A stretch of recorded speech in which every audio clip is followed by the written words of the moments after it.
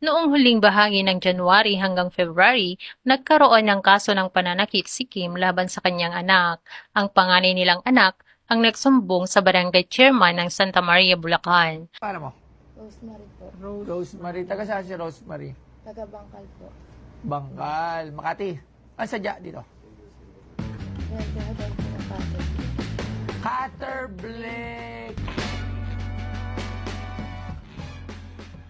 Habang ang ibang bansa ay abala sa AI, robotics at space tech, ang Pilipinas ay paulit-ulit pa rin sa parehong mga problema. Road widening and construction na walang katapusan, bangayan ng mga politiko, emergency response, mabagal pa rin. Pero alam mo ba na maraming Pinoy researchers ang gumagawa ng mga makabago at world-class na tech projects? With the permission of our colleagues, ilang bagay po ang nais ko sanang sabihin, paumanhin. Dininig ko muna ang posisyon at opinyon ng bawat isa bago ko pinagpasahang bumaba mula sa kinakaluklukan at kinakaupuan ko at sagutin ang ilan sa mga puntong ibinigkas nitong nagdaang ilang oras na.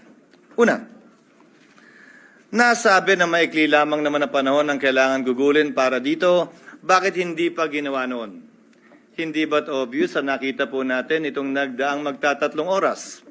Na oras na pinag-usapan natin ang impeachment, mahaba ang diskusyon.